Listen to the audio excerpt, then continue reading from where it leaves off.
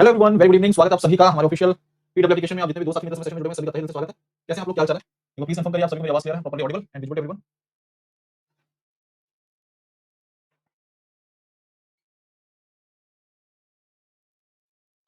तो class start हो चुकी है, आप सभी का स्वागत है सेशन में, बहुत स्वागत है। तो प्लीज कंफर्म करिए ऑडिबल विजुअल हूं मैं आप सभी के लिए। देखिए, वैसे तो ये सेशन जो है देखा जाए ये सेशन आप पढ़ चुके हैं, ये पर्टिकुलर क्लास जो है आप डिस्कस कर चुके होंगे। आशीष सर ने आपको एग्रीकल्चर और इंडस्ट्रियल डेवलपमेंट के बारे में पढ़ाया होगा जब हम बात करते हैं इंडियन इकोनॉमी की। अभी हम कुछ बेसिक बातें डिस्कस करेंगे यहाँ पर, और फिर आज इस सेशन को यहाँ पर हम समाप्त कर देंगे। आज आखिरी सेशन यहाँ पर अगर मैं अपनी बात करूँ तो जितना मुझे कंट्रीब्यूट करना था, ठीक है, कैसे पेपर को अटेम्प्ट करना है, क्या स्ट्रेटजी होनी चाहिए, इन सब पर सेशन के एंड में डिस्कस करेंगे, आप लोग की बातों को सुनेंगे, ठीक है। तो आज इस क्लास की शुरुआत करते हैं। सबसे पहले आज क्लास 12 है, ये क्लास 12 है। एआईएफआई पार्ट 2 कल की क्लास में डिस्कस किया था आप लोगों ने। आज की क्लास में थोड़ा बहुत हम इंडस्ट्रियल डेवलपमेंट, एग्रीकल्चर सेक्टर और बाकी चीजों के बारे में देखेंगे, ठीक है। तो सबसे बेसिक सी बात होती है कि इंडस्ट्रियल डेवलपमेंट होता क्या है, इंडस्ट्रियलाइजेशन क्या होता है। Industrialisation is the period of social and economic changes, social and economic changes that transforms a human group to an industrial society from an agrarian society. तो यहाँ पर एक ऐसे फेज की बात की जा रही है, ट्रांसफॉर्मेशन की बात की जा रही है, जहां पर आम आदमी की बात करें, पॉपुलेशन की बात करें, जो कि एग्रीकल्चर सेक्टर से जुड़ा हुआ था, उसका ट्रांसफॉर्मेशन के बारे में बताया जा रहा है, किस क्षेत्र में, इंडस्ट्रियल सोसाइटी में इसके चेंजेस के बारे में जानकारी दी जा रही है, बदलाव के बारे में बताया जा रहा है, ट्रांजिशन के बारे में बताया जा रहा है, involving the extensive manufacturing reorganisation of an economy. भारतीय अर्थव्यवस्था की जब बात करें तो हमारे यहाँ पर इंडस्ट्रियलाइजेशन प्रोसेस की जब बात की जाती है तो आजादी के बाद ये काफी रफ्तार पकड़ता है, और इस क्षेत्र में डेवलपमेंट के लिए, एग्रीकल्चर सेक्टर में डेवलपमेंट के लिए प्लानिंग कमीशन का निर्माण किया जाता है, और उसके तहत 5 ईयर प्लान तैयार किए जाते हैं। पहले पंचवर्षीय योजना की बात करें तो उसने काफी अच्छा रिजल्ट दिया था, अच्छा आउटपुट दिया था। सेकंड में भी चीजें सही रही थी, लेकिन उसके बाद प्लानिंग कमीशन की जो 5 ईयर की रिपोर्ट होती थी या 5 ईयर का जो टर्म होता था वो अच्छा नहीं रहा। इसके पीछे कई कारण हैं। उन कारणों की जब हम बात करते हैं तो उसमें सबसे बड़े कारणों की जब बात करें तो वो थे Wars, China war, Pakistan war, और फिर हैवी ड्रॉट आता है देश में। एग्रीकल्चर सेक्टर से ही संबंधित थी देश की बहुत बड़ी पॉपुलेशन, और अगर उसी क्षेत्र में एक हो सकता है कि इमरजेंसी सिचुएशन क्रिएट हो जाए, ड्रॉट आ जाए, सूखा पड़ जाए, पानी की किल्लत हो जाए, तो ऑब्वियस सी बात है वो सेक्टर नुकसान में जाएगा। तो ऐसा देखने को मिलता है। तो इस पूरे कंप्लीट प्रोसेस को, यानी कि transformation of a human group to an industrial society from an agrarian society, इस प्रोसेस को, इस ट्रांजिशन को हमने यहाँ पर इंडस्ट्रियलाइजेशन के तौर पर समझा और जाना है। Industrialization requires many key elements to grow on a significant scale. They are land, labor, capital technologies, and connections. People cannot grow into an industrial society without a generous supply of these essential elements and the capacity to coordinate with them. कहने का मतलब है कि किसी भी country की अगर हम बात करें, किसी भी ह्यूमन ग्रुप की बात करें, वो ह्यूमन ग्रुप एग्रेरियन से इंडस्ट्रियल सोसाइटी में ट्रांजिशन जो भी होता है उसका, वो इन की एलिमेंट्स के बिना नहीं हो सकता। इनकी एलिमेंट्स का होना बहुत जरूरी है, बहुत इंपॉर्टेंट है। इनके बिना इस प्रकार का ट्रांजिशन, इस प्रकार का ट्रांसफॉर्मेशन, इस प्रकार का इंडस्ट्रियलाइजेशन वो देखने में मुश्किल लगता है। तो इन चीजों का, इन रिसोर्सेज का होना बहुत जरूरी है, ठीक है।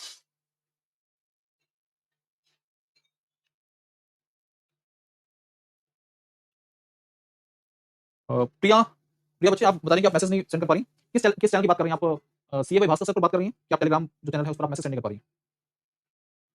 किस पर्टिकुलर चैनल पर आपको दिक्कत आ रही है मुझे बता दीजिए, ठीक है, उस पर हम देख लेंगे फिर, ठीक है। तो इन की एलिमेंट्स का होना बहुत जरूरी है जब भी हम इंडस्ट्रियलाइजेशन की बात करते हैं, तो ये की एलिमेंट के तौर पर देखे जाते हैं। तो भारत की अर्थव्यवस्था की बात की जाती है ना, तो भारत की अर्थव्यवस्था की बात की जाती है, इंडियन इकोनॉमी की बात की जाती है, हम जीडीपी की चर्चा करते हैं, इसकी बात करते हैं, जीडीपी की बात करते हैं, ग्रॉस डोमेस्टिक प्रोडक्ट, जिसके आधार पर आमतौर पर किसी भी अर्थव्यवस्था की ग्रोथ की गति को आंका जाता है। तो हमारे देश की जीडीपी आपको इस तरह से कैटेगराइज कर सकते हैं, ठीक है। ये आपका प्राइमरी सेक्टर है, सेकेंडरी, और ये है टर्शरी, ठीक है। प्राइमरी की जब भी हम चर्चा करते हैं तो agriculture sector, agri and allied sector, उससे संबंधित क्षेत्र। सेकेंडरी की जब बात करें तो इंडस्ट्रीज की बात करते हैं हम यहाँ पर, इंडस्ट्रीज की बात करते हैं, और टर्शरी की जब बात करते हैं तो इसे हम सर्विस सेक्टर का नाम देते हैं। क्या बोलते हैं इसे? सर्विस सेक्टर के तौर पर जानते हो, समझते हैं, ठीक है। मुस्कान बेटा, पीवाई जो प्रीवियस क्वेश्चन की बात करें तो प्रीवियस क्वेश्चन एक आपको रिकॉर्डेड सेशन मिल जाएगा उसका, ठीक है, मंडे या ट्यूसडे को, बेफिक्र रहिए, या मे भी ऐसा हो सकता है कल मिल जाए। अच्छा प्रिया यादव, प्रिया बच्चे, देखिए वो चैनल जो है वो ऑफिशियल चैनल है, ठीक है, ऑफिशियल चैनल है, वहां पर हम शेयर कर सकते हैं आपको चीजें, ठीक है। आप लोग का पार्टिसिपेशन नहीं है। आप जी भाई भास्कर सर है, उस पर देख लीजिए, ठीक है। तो ये आपकी जीडीपी का कंट्रीब्यूशन का ये बताया किस प्रकार से जीडीपी आजकल प्रेजेंट में कंट्रीब्यूट का सेक्टर वाइज जो कंट्रीब्यूशन है वो आपके सामने यहाँ पर दिया गया है। इस बात की इकोनॉमिक सर्वे में भी ये जानकारी दी गई कि भाई सर्विस सेक्टर जो है वो मैक्सिमम कंट्रीब्यूट कर रहा है देश की जीडीपी में, और जो कृषि का यानी कि एग्रीकल्चर सेक्टर का कंट्रीब्यूशन है वो सबसे कम बताया गया, सबसे कम बताया गया। तो एक बढ़ती हुई अर्थव्यवस्था की जब बात करते हैं, ग्रोइंग इकोनॉमी की जब चर्चा करते हैं, तो उसमें आमतौर पर इस प्रकार का सेक्टर वाइज जो कंट्रीब्यूशन देखने को मिलता है, ठीक है। अब जो बड़ी अर्थव्यवस्थाओं की बात करेंगे, बड़ी अर्थव्यवस्थाओं की बात करेंगे, डेवलप्ड कंट्रीज की बात करेंगे, तो वहां पर देखेंगे मैक्सिमम कंट्रीब्यूशन वो इंडस्ट्रीज का है, एग्रीकल्चर सेक्टर ऑब्वियस बात है वो नीचे की तरफ हो जाता है, ठीक है। हमारी अर्थव्यवस्था में जो कोर सेक्टर है, यानी कि जिनके आधार पर, जिनकी ग्रोथ और डिग्रोथ के आधार पर देश की जीडीपी को आंका जाता है, उसका आंकलन निकाला जाता है, उसको एस्टिमेट किया जाता है, फोरकास्ट किया जाता है। हाँ, सपना देखिए, सपना बच्चे देखिए, ऐसा है कि क्लासेस से संबंधित बाकी बातें जो हैं वो अभी मैं इस सेशन को समाप्त करते समय मैं डिस्कस करूंगा। एट द एंड मैं आपको सामने पूरी सारी जानकारी के बारे में बताऊंगा, क्या चीजें हैं कैसे, ठीक है। तो अभी जो भी थोड़ा बहुत पढ़ना पढ़ लेते हैं, उसके बाद बात करते हैं। कोर सेक्टर, आपसे कभी कोई पूछे कि हमारे कोर सेक्टर क्या होते हैं, तो कोर सेक्टर देश की अर्थव्यवस्था में जमीनी स्तर पर देखा जाएगा, देश की जो जीडीपी को एस्टिमेट किया जाता है, ये वो सेक्टर्स होते हैं जिनमें ग्रोथ या डीग्रोथ के आधार पर हम जीडीपी को फोरकास्ट करते हैं। तो आपकी जीडीपी इतनी परसेंट रहेगी, वो इन सेक्टर में ग्रोथ और डीग्रोथ के आधार पर दिखा जाता है। तो ये कौन कौन से सेक्टर हैं, इनके बारे में आपको जानकारी होनी जरूरी है, इनके बारे में आपको जानकारी होनी जरूरी है, ठीक है। तो ये जानकारी आपके पास होना चाहिए, ठीक है।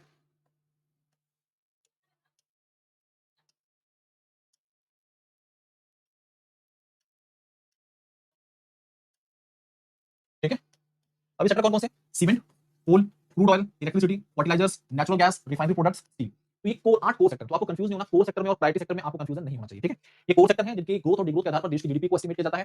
प्रायोरिटी सेक्टर वो क्षेत्र है जिन्हें देश में प्राथमिक क्षेत्रों के तौर पर कैटेगराइज किया जाता है, जिनका जमीनी स्तर पर अगर डेवलपमेंट देखने को मिल रहा है तो इसका मतलब देश की अर्थव्यवस्था सही तरीके से आगे बढ़ रही है। यानी कि वो क्षेत्र अगर हम उनको अनदेखा कर देना, उन पर काम ना करें, तो ऑब्वियसली अगर हम बताएं आपको तो देश की जो गति है, जिसे बोलते हैं विकास विकास दर, वो ना के बराबर मानी जाएगी। तो उन क्षेत्रों में ध्यान देना है, उन क्षेत्रों में हमें काम करना है। ये हमारे इंडस्ट्री से संबंधित 8 सेक्टर्स हैं, जिनके आधार पर देश की जीडीपी जो है उसका आकलन किया जाता है। अब देश में जो भी ग्रोथ है, देश की जो भी विकास दर है, उसके बारे में जानकारी कौन प्रदान करता है? वो कौन सा मंत्रालय है जिसके द्वारा ये सारी जानकारी प्रदान की जाती है? तो उस मंत्रालय की जब बात करते हैं तो मंत्रालय है MoSPI, ministry of statistics and programme implementation. तो कौन सा मंत्रालय है भाई? ये जो मंत्रालय है इसका नाम है of ministry of statistics and programme implementation. Programme implementation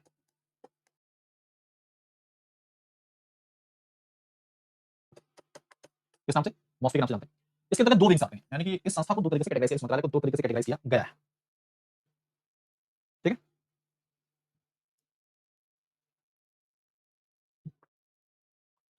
पहला क्या है? The statistics wing called the national statistical office NSO consist of the central statistical office and the computer centre and the national sample survey office.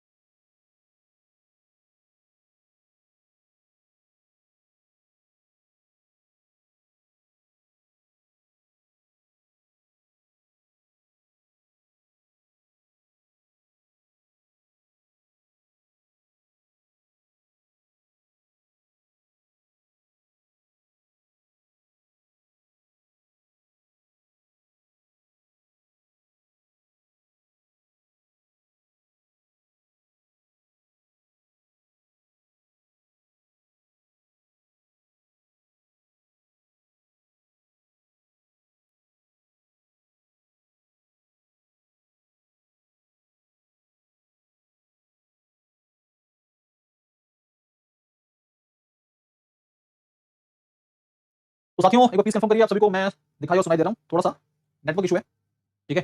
इस कारण से दिक्कत आ रही थी। अभी चलो वापस चलते हैं, बीच में काफी डिस्टर्बेंस हो रही है आज की क्लास में, डिस्टर्बेंस बहुत सारी हो रही है। तो हमने आपको बताया कि भाई ये मंत्रालय है जो बहुत सारे काम करता है, बहुत सारी जिम्मेदारी संभालता है, आंकड़े इकट्ठे करता है, डिफरेंट सेक्टर्स में सर्वे कंडक्ट करता है, आंकड़ों को फाइनल डेटा के तौर पर आपके सामने पेश करता है। आप उसके आधार पर बता पाते हैं कि भाई देश की अर्थव्यवस्था इस गति से आगे बढ़ रही है, इस क्वार्टर में देश की आर्थिक गति ये रहेगी, ठीक है? इस पर्टिकुलर सेक्टर का कंट्रीब्यूशन इतना है, अब कैसे बता पाते हैं? तो इसलिए मंत्रालय ministry of statistics and programme implementation, इसके अंतर्गत दो विंग्स आती हैं, स्टैटिस्टिक विंग है जिसके अंतर्गत आपका NSO CSO computer centre and the national sample survey office, ये सारा ढांचा है। The programme implementation wing has 3 division, 3 division है, 20 point programme, infrastructure monitoring and project monitoring and member of parliament local area development scheme, ठीक है? तो ये इस पर्टिकुलर मंत्रालय को किस तरह से कैटेगराइज किया गया है उसके बारे में जानकारी आगे। इस बार अगर हम बात करें एग्रीकल्चर सेक्टर में जो कंट्रीब्यूशन या फिर बजट में जो भी एक तरह से अनाउंसमेंट है, उसे भी जानना और समझना जरूरी है। तो बजट की बात करते हैं तो बजट में एग्रीकल्चर सेक्टर की जब बात की गई तो इसे बोला गया फर्स्ट इंजन, इसे पहले इंजन का नाम देगा, first engine for India development journey. Budget 2025-26 के अंतर्गत सबसे पहली बात आपने इस मखाना बोर्ड के बारे में सुना होगा कि makhana board to be established in Bihar. Bihar बहुत सारे लोगों का कहना था कि जो इस बार का बजट था वो बिहार का ही बजट था, देश का बजट नहीं है। तो आमतौर पर आप देखेंगे जब भी देश में बजट पेश किया जाएगा तो आम नेता नगरी के लोग जो होते हैं, जो विपक्ष के लोग होते हैं, उनको बजट पसंद नहीं आता, ठीक है? ये होता है आमतौर पर। और आप भी उससे कई जगहों पर असहमत हो सकते हैं, कई पॉइंट पर असहमत हो सकते हैं, कुछ चीजें आपको भी लगता है कि भाई ये चीज होनी चाहिए थी, नहीं हो पाई है। तो हम ऐसे नहीं, किसी भी बजट को, किसी भी मुद्दे को सिरे से खारिज करना सही नहीं होगा। भी कुछ पॉइंट्स आपको भी अच्छे लगे होंगे, जैसे कि आम आम लोगों के पॉइंट ऑफ व्यू देखा जाए तो 12,75,000 कॉन्सेप्ट सबको पसंद आया, ठीक है? तो इस बार मखाना बोर्ड के एस्टैब्लिशमेंट से संबंधित खबर बजट में रखी गई है। इसके अलावा national mission on high yielding seeds to be launched, तो एक मिशन लॉन्च किया जा रहा है, national mission on high yielding seeds, इसको लॉन्च किया जा रहा है। इसके अलावा ये बहुत इंपॉर्टेंट हो सकता है आपके एग्जाम के पॉइंट ऑफ व्यू से, ये इंपॉर्टेंट पॉइंट हो सकता है, 5 year mission for cotton productivity announced. तो 5 वर्षों का मिशन लॉन्च किया गया, 5 ईयर मिशन लॉन्च किया गया है कॉटन प्रोडक्टिविटी के लिए, ठीक है? कॉटन प्रोडक्टिविटी के लिए, ओके दोस्तों? अब आपको पता होगा कि हमारे यहाँ पर जो एक्सपोर्ट, जिस कॉटन को हम एक्सपोर्ट करने चाहते हैं और उसको ध्यान में रखते हुए एक कॉटन की स्पेशल ब्रीड को नाम दिया गया हमारे देश में, जो कॉटन का उत्पादन होगा, जिसका मुख्य उद्देश्य उसे उसे निर्यात करना होगा, उसे एक्सपोर्ट करना होगा, उस कॉटन को हम क्या बोलते हैं? उस ब्रांड को नाम दिया गया है कस्तूरी कॉटन। क्या बोलते हैं सब लोग? उसे हम बोलते हैं कस्तूरी कॉटन। उसे क्या नाम दिया जाता है? कस्तूरी कॉटन का नाम दिया जाता है। तो कुछ छोटी-मोटी नहीं, बड़ी अनाउंसमेंट है, इनसे एग्जाम में क्वेश्चन बन सकते हैं। यहाँ पर इन सब चीजों से आपके एग्जाम में सवाल बन सकते हैं। आगे एक और बड़ी अनाउंसमेंट है, असम से संबंधित है। 12.7 lakh metric tonne urea plant, इसकी बात की गई है। यहाँ पर यूरिया प्लांट तैयार करने की बात की गई, to be set up at Assam, Assam में सेटअप किया जाएगा इसे। साथ ही साथ में जब हम बात करते हैं अंडमान निकोबार और लक्षद्वीप की, इस पर फोकस किया गया है। और यहाँ पर जो मुख्य मुद्दा है वो है फिशरीज सेक्शन को बढ़ावा देने के लिए, ठीक है? तो new framework for sustainable harnessing of fisheries, इस क्षेत्र में इन यूटीज पर फोकस किया जाएगा। अंडमान निकोबार और Lakshadweep island will be the special focus of the new framework for sustainable harnessing of fisheries, okay? साथ साथ में अगर बात करें केसीसी और पॉइंट ऑफ सभी को पता ही पहले से, किसान क्रेडिट कार्ड की जब बात करते हैं तो 3 लाख से लिमिट को बढ़ाकर 5 लाख कर दिया गया। ये आप सभी दोस्तों को जानकारी है, ठीक है? अगली बात, सर्विस सेक्टर की बात करें तो सर्विस सेक्टर का कंट्रीब्यूशन हमारे देश में मैक्सिमम है। जीडीपी कंट्रीब्यूशन की बात करें, अगर हम जीडीपी कंट्रीब्यूशन की बात करें वो क्या है? वो है मैक्सिमम। जीडीपी कंट्रीब्यूशन क्या है? मैक्सिमम है, मैक्सिमम है। अगर हम सेक्टर वाइज बात करते हैं तो economic survey 2024-25 estimates that the GDP of India will grow by 6.4% इन 2024-25। तो 2024-25 ये जो वर्ष चल रहा है जिसमें आप जी रहे हैं इसमें, ठीक है, जो करंट में इस समय है ना, फाइनेंशियल ईयर की बात कर रहे हैं, इसमें देश की जीडीपी जो है वो किस गति से आगे बढ़ेगी, 6.4% आंका गया है। और सर्विस सेक्टर की जब हम बात करते हैं, सेवा क्षेत्र की जब बात करते हैं, तो service sector in India is expected to grow by 7.2% in 2024-25। Sector wise growth की बात की जा रही है। तो अगर हम सेक्टर की बात करें तो इस पर्टिकुलर सेक्टर की जो ग्रोथ है 7.2% बताई गई है इस वर्ष में 2024-25 में। यहीं पर अगर हम एग्रीकल्चर सेक्टर की बात करें तो उसकी ग्रोथ 3% बताई गई, 3% के करीब ग्रो कर रहा है, जो कि काफी कम है। The growth is expected to be driven by the real estate. तो सर्विस सेक्टर में कौन-कौन से सेक्टर आते हैं तो हम पहले भी चर्चा कर चुके हैं, लेकिन वो सेक्टर जिनका मेन कंट्रीब्यूशन सर्विस सेक्टर में है वो है real estate, financial, professional services and public administration sectors. तो ये वो सेक्टर्स हैं जिनका कंट्रीब्यूशन सर्विस सेक्टर में मैक्सिमम बताया गया है, ठीक है। तो ये तो सर्विस सेक्टर की कंट्रीब्यूशन की बात हो गई। आप सभी साथियों ने इस पर्टिकुलर टॉपिक या इससे संबंधित बातें जो हैं पहले भी पढ़ी हुई हैं, ठीक है, आशीष सर की क्लास में आपने देखा होगा। तो आज मैं इस पर्टिकुलर टॉपिक पे ज़्यादा डिस्कशन नहीं कर रहा हूं। अब हम जो डिस्कस करने जा रहे हैं वो क्या है, वो है आपकी स्ट्रेटजी। अब जैसे हम जब बात करते हैं आरबीआई ग्रेड बी की, Reserve Bank of India grade B की, आज आपकी क्लास है ग्रेड बी, जिसके अंतर्गत आपके phase 1 and phase 2, phase 1 and phase 2, ठीक है। तो Reserve Bank of India grade B की प्रिपरेशन जो है वो बाकी आपके बैंक एग्जाम से काफी अलग है, ये आप सभी को पता होगा, ठीक है दोस्तों। तो आरबीआई ग्रेड बी की प्रिपरेशन की बात करते हैं तो आपके जो बाकी एग्जाम्स से काफी डिफरेंट है। क्यों? बाकी एग्जाम के जो प्री का पेपर होता है उसमें आप बेसिकली जो सब्जेक्ट्स देखते हैं, जैसे आरआरबी का पेपर देखेंगे तो उसमें आपको रीजनिंग और मैथ मिलेगा। आप आईबीपीएस का देखेंगे, एसबीआई का देखेंगे तो उसमें आपको 3 सब्जेक्ट मिलेंगे, लेकिन जनरल अवेयरनेस नहीं मिलेगा। तो वो साथी दोस्त जो पूरी तरह से फोकस्ड है कि भाई वो आरबीआई ग्रेड बी पर ध्यान रख रहे हैं या इस प्रकार की जो भी डेवलपमेंट बैंक्स हैं उनके एग्जाम पर फोकस कर रहे हैं, तो उनको थोड़ा सा अपनी स्ट्रेटजी को थोड़ा सा चेंज करना पड़ेगा। क्या वो प्री के एग्जाम की प्रिपरेशन जैसे कर रहे थे वैसे करते रहेंगे, लेकिन उनको जनरल अवेयरनेस को स्पेशल फोकस के तौर पर रखना पड़ेगा, स्पेशली उन्हें पढ़ना पड़ेगा, ठीक है। तो आपके फेज 1 की अगर हम बात करें, फेज 1 की बात करें अगर, तो फेज 1 में जो सबसे इंपॉर्टेंट सब्जेक्ट होता है आपका वो होता है जनरल अवेयरनेस, फाइनेंशियल अवेयरनेस, ठीक है। जनरल अवेयरनेस और फाइनेंशियल अवेयरनेस, तो जीए और ये जो फाइनेंशियल अवेयरनेस है बहुत इंपॉर्टेंट है। अब इसका रूल इतना बड़ा है कि आपको 80 क्वेश्चंस मिलते हैं केवल इसी से। तो आप अगर ये सोच रहे हैं कि बस मैं ऑब्जेक्टिव पॉइंट ऑफ व्यू से काम चला लूं, केवल ऑब्जेक्टिव से ही काम चला लूं, तो ये सही नहीं होगा। आपको ऑब्जेक्टिव के साथ साथ में किसी भी टॉपिक पर थोड़ा सा डिटेल में पढ़ना जरूरी है। डिटेल नॉलेज होनी चाहिए, डिटेल नॉलेज होनी चाहिए आपके पास, क्योंकि इस डिटेल नॉलेज का काम आपके प्री में भी आएगा, यानी कि ऑब्जेक्टिव क्वेश्चन में आएगा, और साथ साथ में जो डिटेल नॉलेज है इसका आप यूज कर पाएंगे कहां पर, फेज 2 में। कहां पर कर पाएंगे, फेज 2 में, ठीक है। फेज 2 में जहां पर आपको डिस्क्रिप्टिव राइटिंग लिखनी होती है, डिस्क्रिप्टिव राइटिंग पर फोकस करना होता है, ओके। तो प्रिपरेशन की स्ट्रेटजी थोड़ी सी अलग होनी चाहिए। और मेरा ये मानना है कि आप जितने भी दोस्त यहाँ पे जुड़े हुए हैं, आप बाकी एग्जाम दे रहे हैं बैंक के, बहुत अच्छी बात है, आरबीआई ग्रेड बी पर भी फोकस कर रहे हैं, तो अगर आप इस स्ट्रेटजी के साथ फोकस करेंगे कि जनरल अवेयरनेस बहुत इंपॉर्टेंट रोल प्ले करने वाला है। जीए के बाद आपका जो फेज 1 में जो आता है कंट्रीब्यूशन, फेज 1 में जो कंट्रीब्यूशन आता है वो आता है रीजनिंग का। रीजनिंग फेज 1 में जो आता है कंट्रीब्यूशन रीजनिंग, यहाँ पर 60 मार्क्स क्या आता है, रीजनिंग आपके 60 मार्क्स का आता है। तो इस पर भी आपका बहुत ज्यादा ध्यान रखना जरूरी है। इन दोनों की मदद से आपका प्री का पेपर क्लियर हो जाता है, ठीक है, इन दोनों। लेकिन जब आप जनरल अवेयरनेस के फेज 1 के ऑब्जेक्टिव क्वेश्चंस देखेंगे ना, ऑब्जेक्टिव क्वेश्चंस देखेंगे तो आपको ये फील होगा, आप ये फील करोगे कि ऑब्जेक्टिव क्वेश्चंस में भी डिस्क्रिप्टिव टाइप की सारी जानकारी दी गई है। किसी एक क्वेश्चन को पढ़ोगे ना तो आपको फील होगा यार उसमें तो इतना सारा डेटा दिया गया है, लेकिन जो सवाल पूछा जाता है वो बहुत ही बेसिक सा पूछा जाएगा। यानी कि कुल मिलाकर टाइम मैनेजमेंट की बातें होंगी दोस्तों वहां पर। आप किस सवाल को कितने सही तरीके से वहां पिक कर रहे हो, उसको अटेम्प्ट कर रहे हो, ये देखने वाली बात होगी, ठीक है। आपको प्रीवियस पेपर अवेलेबल मिल जाएंगे, ऑनलाइन मिल जाएंगे, ठीक है। दूसरी बात, उन क्वेश्चंस को आपको एक बार एनालाइज करना जरूरी है, सेल्फ एनालिसिस जरूरी है, और किस तरह के क्वेश्चंस पूछे जाते हैं आप देखेंगे। जो भी आप अभी बजट में पढ़ रहे हो, नई अनाउंसमेंट पढ़ रहे हो, मॉनेटरी पॉलिसी रिव्यूज आपने देखें, स्कीम से संबंधित बातें जो हैं, इनकी डिटेल्ड नॉलेज होती है वो काफी इंपॉर्टेंट होती है, क्योंकि उसी पर आधारित आपको क्वेश्चन दिया जाएगा और वहीं से सवाल पूछा जाएगा। कई बार क्वेश्चन में क्या होता है, बहुत सारे डेटा दिए गए होंगे, लेकिन जो सवाल पूछा होगा वो बहुत ही बेसिक सा मिलेगा। यानी कि आप क्या करो, वहां पर सवाल को पढ़ रहे हो, पूरा सवाल को पढ़ने के बाद फिर आपको जवाब देना है, तो सवाल को पढ़ने में 1 मिनट से ऊपर निकल जाएगा आपका, फिर आपको आंसर करना है, तो इट विल टेक 2 मिनट्स, आपको 90 सेकंड्स भी लग जाएंगे कई बार। तो सवाल जो है वो ज्यादा टफ नहीं देखने को मिलेंगे, लेकिन उनका जो पैटर्न होता है वो थोड़ा सा आपको डिफरेंट लग सकता है, ठीक है। पैटर्न आपको कुछ बुक्स बताई थी फाइनेंशियल मैनेजमेंट की, लेकिन मैं यहाँ पर आपको Reserve Bank of India grade B के पॉइंट ऑफ व्यू से जनरल अवेयरनेस के नजरिए से कोई स्पेशल बुक नहीं बताऊंगा। मैंने आपको बोल रखा है कि भाई हमारी जो बैंकिंग के पॉइंट ऑफ व्यू से जोड़ा सेट ऑफ 6 बुक्स आती है ना, वो भी आप देख सकते हो।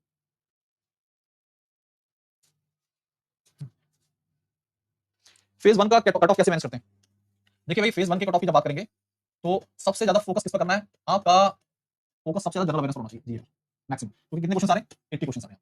फिर आपके 60 क्वेश्चन कहां से आते हैं, रीजनिंग से आते हैं, और फिर आपके 30 क्वेश्चन जो आएंगे वो मैथ से आएंगे और 30 क्वेश्चन इंग्लिश से आएंगे, ठीक है। जिस बच्चे ने जनरल अवेयरनेस पर पूरा ध्यान दिया ही नहीं है, उसको आरबीआई ग्रेड बी का फेज 1 ही उसके लिए फाइनल पेपर होता है, कोई मतलब नहीं है उसका। अगर आप जनरल अवेयरनेस को हल्के में लेके चल रहे हैं तो मैं आपको बता दूं, आपके जो बाकी बैंकिंग एग्जाम है उसमें भी आपको हल्का कर देंगे। तो इसको हल्के मत लीजिए, डेली कम से कम 1 घंटा जनरल अवेयरनेस पढ़िए और उसे सब्जेक्ट के तौर पर लीजिए, ठीक है। हाँ, प्रिया बेटा ऐसा है, प्रिया बच्चे ऐसा है बिल्कुल, आपके आरबीआई ग्रेड बी का जो लेवल होता है वो थोड़ा अच्छा होता है, ठीक है।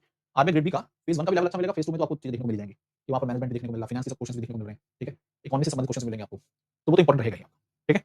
तो सबसे ज्यादा फोकस आपका इन दो सब्जेक्ट पर होना चाहिए आरबीआई ग्रेड बी। आप मैथ्स वैसे तैयार कर रहे हो, इंग्लिश तैयारी कर रहे हो, लेकिन क्वेश्चन के लेवल अच्छे होते हैं आपकी जानकारी के लिए। गौरी बेटा पाठक जी की बुक अच्छी है, काफी अच्छी है।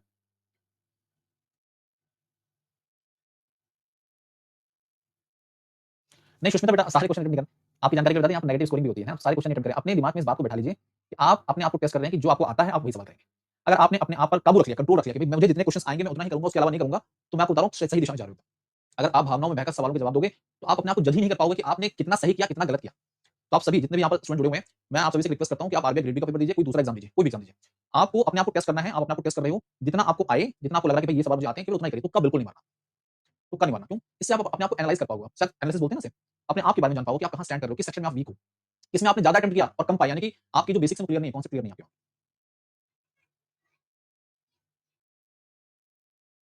ठीक है। हाँ आशुतोष, देखो अगर आप उसे बुक को देख रहे हो, आपको पढ़ने में अच्छा लग रहा है, कोई दिक्कत नहीं है, कोई दिक्कत नहीं है, आप उसे पढ़ो, मस्त होकर पढ़ो। ठीक है। हम्म, ठीक है। बस एक मिनट समय दीजिए मुझे।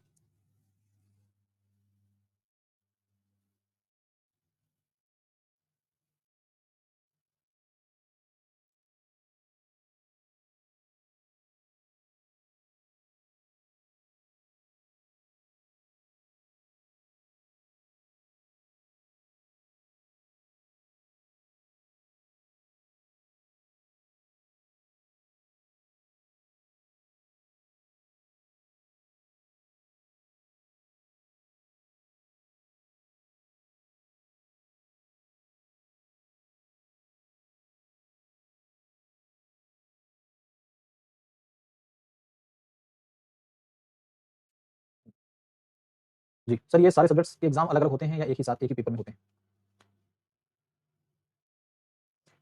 स्मिथ शिंदे, देखिए फाइनेंशियल मैनेजमेंट की जो आपकी क्लास शाम को है 8 बजे, वो अकाउंट से संबंधित है, अकाउंटेंसी से जुड़ी हुई है, वो अलग क्लास है थोड़ी, आप उसको जरूर देखिए, मैम पढ़ा रही है वहाँ पर। ठीक है। और मिस्टर ए का सवाल ये था कि कट ऑफ क्या जाता है। देखिए कट ऑफ की बात करें तो मान के चलिए कि आपके फेज 1 में जो है आपको मिनिमम मान के चलिए 140 क्वेश्चन करेंगे, गलतियां गलतियां होंगी, फिर पेपर आपका क्लियर हो जाएगा। मान के चलिए 130 40 क्वेश्चन तो करनी है। ठीक है, क्योंकि 80 क्वेश्चन तो दिए गए हैं उसमें। रीजनिंग आप खिला लीजिए बहुत ज्यादा वहाँ पर, रीजनिंग के जो पजल्स आते हैं, जो सिटिंग एलिमेंट्स आते हैं, काफी टफ आते हैं, मैथ्स भी टफ आती है। मैं डरा नहीं रहा हूं, मैं आपको रियलिटी बता रहा हूँ इस नजरिए से। तो आपने एग्जाम में जाकर 120 30 भी कर लिए, काफी अच्छा है। ठीक है। सोचना बेटा, देखो ऐसा है कि जब भी आप किसी भी पेपर को दे रहे हो, किसी भी पेपर को अटेम्प्ट कर रहे हो, इस आंकड़े को लेके जाना वहां कि मैं इतने करके आऊंगा, ये सही नहीं है। देखो ये डिपेंड करता है पेपर का लेवल कैसा है। पेपर का लेवल अच्छा होगा तो आपके अटेम्प्ट्स कम हो जाएंगे, पेपर का लेवल बहुत आसान होगा तो आपके अटेम्प्ट्स पूरे में से पूरे हो जाते हैं, है ना? ये तो आपको पता है। तो मेरा ये कहना है कि आपकी कोशिश ये होनी चाहिए कि भाई पिछले कट ऑफ के हिसाब से आपको हमेशा 10 प्लस क्वेश्चन लेके चलने हैं। ठीक है, 10 प्लस क्वेश्चन लेके चलने हैं। ठीक है। आप लोग के अपने अपने कोई और सवाल है तो बेफिक्र होकर पूछ सकते हैं अपने सवालों को, आपका सेशन है ये। और आज पूरी उम्मीद है आखिरी क्लास है आपकी। अब जो भी क्लास होगी वो एक्स्ट्रा क्लास होगी, अगर समय मिलेगा तो ले पाएंगे उसे। हाँ, आप अपने सवालों को हमसे पूछ सकते हैं टेलीग्राम चैनल पर। टेलीग्राम चैनल के बारे में आपको जानकारी, जहां पर आप अपने आंसर राइटिंग शेयर करते हैं, वहां पर पूछ लेते हैं सवालों। ठीक है। और सपना बता रही कि उन्होंने आरबीआई 2024 का एग्जाम दिया था, पेपर का लेवल अच्छा होता है। लेकिन आपको चीज बताऊं, अच्छे पेपर देंगे ना तो आपकी मेहनत, जो आपकी मेहनत होती है, जो आपका कैलिबर होता है ना, आप अपने आप को समझ पाओगे कहां स्टैंड कर रहे हो। अच्छे पेपर देके दीजिए, जरूर दीजिए। वहां पर आपको 1000 या 1200 रुपए नहीं देखने, 1500 रुपए नहीं देखने कि भाई इतना मेरा पैसा लग रहा है, पैसा तो आपके घर वाले दे रहे हैं ना। तो आपको अच्छे पेपर्स भी अटेम्प्ट करने हैं। आरबीआई ग्रेड बी का फॉर्म आया तो वो जरूर भरिए। आप अगर, मैं तो बताता था बच्चों को कि गिफ्ट आईएफएससी का जो पेपर आता है उसको भी मैं बोलता हूं, अगर 10 12 सीट भी आई तो आप फॉर्म फिल करके देखिए। जब आप कोई अच्छा पेपर देते हैं ना तो आपको पता चलता है कि आपके अंदर क्या टैलेंट है, आपका कैलिबर क्या है, आपकी एबिलिटी के बारे में जानकारी मिलती है, आपके लेवल के बारे में पता चलता है आपको। तो अच्छे पेपर जरूर दीजिए। आप ये सोचिए कि आपने RBI grade B form fill किया हुआ है, फेज 1 आपने मेहनत की और फेज 1 क्लियर कर लिया, आप अपने कॉन्फिडेंस को फील करिए, आपका कॉन्फिडेंस कहां होगा, और वो कॉन्फिडेंस जो है आपके बाकी पेपर क्लियर करवाएगा। मिस्टर, देखिए आरबीआई ग्रेड बी की जॉब प्रोफाइल के बारे में बताऊं तो आरबीआई ग्रेड बी की जो पोस्ट होती है वो इक्वल टू, आप ऐसे समझ सकते हैं, वो पीसीएस रैंक के इक्वल मानी जाती है। ठीक है। शिखा बेटा, बिल्कुल शिखा बच्चे, देखो जनरल अवेयरनेस का मतलब है जनरल नॉलेज, एक तरह से जो करंट की खबरें चल रही हैं। फाइनेंशियल अवेयरनेस का मतलब है कि करंट में जो फाइनेंशियल सेक्टर से संबंधित खबरें हैं वो आपकी फाइनेंशियल अवेयरनेस होगी। तो आप जब आरबीआई ग्रेड बी की प्रिपरेशन कर रहे होते हैं तो आपको ये दोनों ही सेक्शन साथ में लेके चलना है। ठीक है। अगर हम बजट की बात करें तो बजट करंट टॉपिक है, लेकिन बजट के अंतर्गत अगर देखें तो फाइनेंस से संबंधित टॉपिक आ जाएंगे।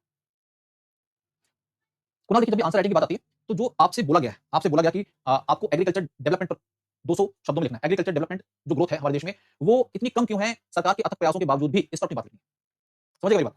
अगर आपसे आंसर राइटिंग में पूछ लिया गया कि भाई हमारे देश में एग्रीकल्चर सेक्टर, एग्रेरियन हमारी इकोनॉमी है, सरकार के द्वारा भारी भरकम बजट रखा जाता है, सरकार के द्वारा बहुत सारी योजनाएं अनाउंस की जाती हैं, उसके बावजूद हमारे देश में एग्रीकल्चर सेक्टर ग्रोथ तो कम है। तो सबसे पहले आपकी जो आंसर राइटिंग है ना, वो एग्रीकल्चर सेक्टर से शुरू होगी। एग्रीकल्चर सेक्टर जो है उसके बारे में। अब एग्रीकल्चर सेक्टर से संबंधित एक बात बजट में रखी गई कि ये एक तरह से इंजन का रोल प्ले करता है हमारे इकोनॉमिक डेवलपमेंट।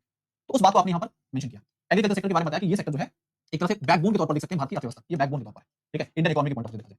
फिर इस पर्टिकुलर सेक्टर की बात करें तो देश की इतनी percent population, more than 60% population जो है ये किस पे रिलाई कर रही है, एग्रीकल्चर पे रिलाई। तो शुरुआत में आपने 3 से 4 5 लाइन जो है वो एग्रीकल्चर सेक्टर से संबंधित बेसिक बातें, करंट की बातें, करंट के जो वक्तव्य हैं उनको और पुरानी चीजों को जोड़ के लिखा। उसके बाद आप डेटा पे आ जाएंगे, किस पर आ जाएंगे, डेटा। डेटा का मतलब है कि एग्रीकल्चर ग्रोथ, इस सेक्टर में कितनी ग्रोथ है, किसके आधार पर, इकोनॉमिक सर्वे के आधार पर आपने डेटा यहाँ पर मेंशन कर दिया कि ये इकोनॉमिक सर्वे के हिसाब से इस सेक्टर में ये ग्रोथ है। और एग्रीकल्चर में तो कई सेक्टर्स आएंगे आपके, कहने का मतलब है कृषि तो है ही, कृषि के अलावा एनिमल हस्बेंड्री है, आपका फिशरीज है, ठीक है, पोल्ट्री है, ऐसे अलग अलग सेक्टर जो है। अब इनमें से सबसे ज्यादा कंट्रीब्यूशन किसका है, आपने उसके बारे में एक्स्ट्रा बातें लिख दिया। ठीक है। अब सरकार की वो स्कीम्स जो कि इस क्षेत्र में चलाई जा रही है उनके बारे में मेंशन किया आपने। अब यहाँ पर सबसे बड़ा जो है, एक तरह से लूप होल बोल सकते हैं, वो होता है रिस्क। वो क्या होता है, वो होता है रिस्क। रिस्क, रिसोर्सेज की कमी। ठीक है, रिस्क हो गया। अब ये रिस्क किस बात का है, ये जो हमारे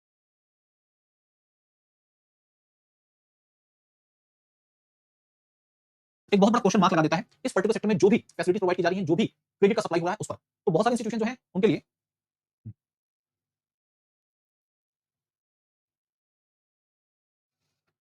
ठीक है, तो रिस्क क्या है, सबसे बड़ा यहां पर दिक्कत है क्रेडिट गैप।